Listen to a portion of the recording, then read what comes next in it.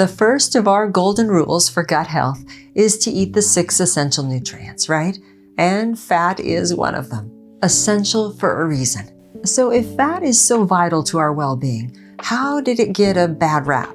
Fat plays a crucial role in helping our bodies absorb nutrients, helping them maintain metabolic function and brain growth.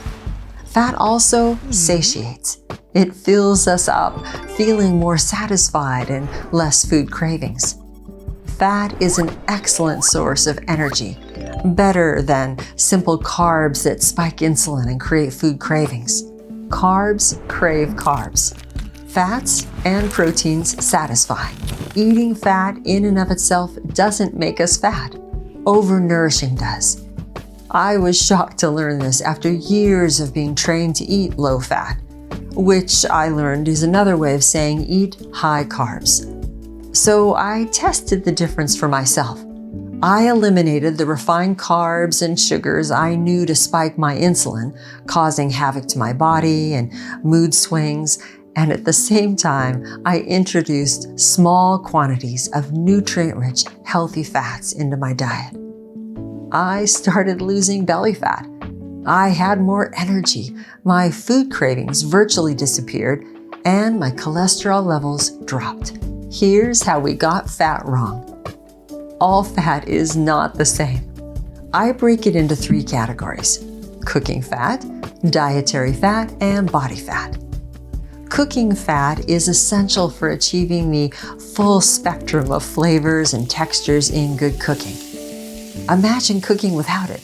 The difference between a raw potato and one that's been tossed in oil and roasted to caramelized perfection in the oven. Fat carries flavor and brings out texture and seasoning in our food. The fat we choose to cook with dramatically impacts the entire dish.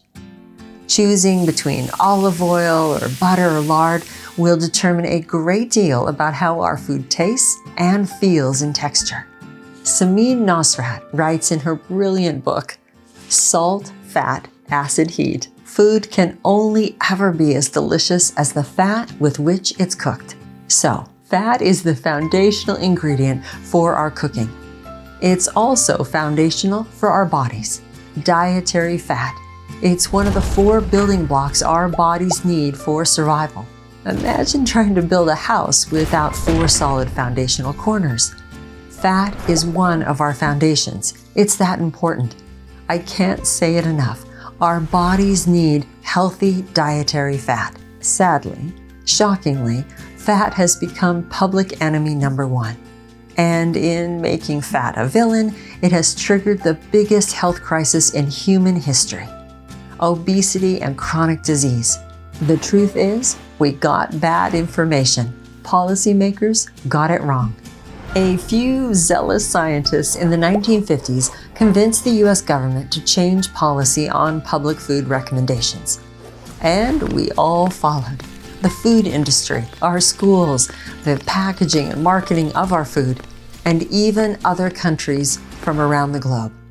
Everything, everywhere, all of a sudden, for the first time in human history, decided eating fat was a bad idea.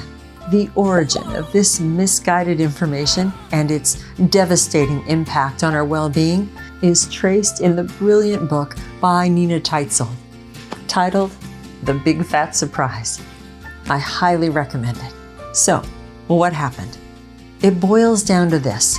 We started eating a low-fat diet because we were told eating fat makes us fat.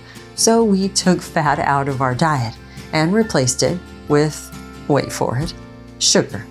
Sugar in the form of carbohydrates. How crazy is that? The original USDA food pyramid told us to eat 6 to 11 servings of bread, cereal, pasta, and rice every day. Shocking. And it recommended eating very little fat. And we started to gain weight and get sick. An increase in heart disease, diabetes, autoimmune disease, and overall metabolic dysfunction. I'm going to turn to Peter Attia's book, Outlive, on metabolic dysfunction. Brilliant, by the way, if you haven't had a chance to pick it up.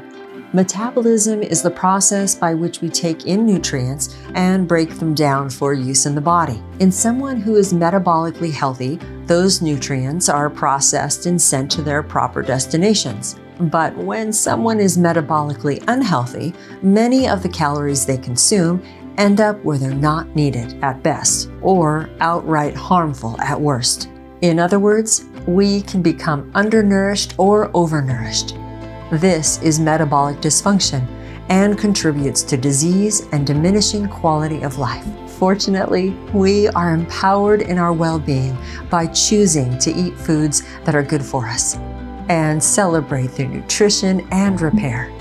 And we can make them taste delicious, how food is meant to taste before we became accustomed to refined sugars, hydrogenated oils, harmful additives, and preservatives. In other words, you've got this, and I'll teach you more about cooking nutrient-rich whole foods as a way of life in our cooking course together. As always, thank you for being here and for your practice toward well-being. When you're ready, I'll see you in the next class.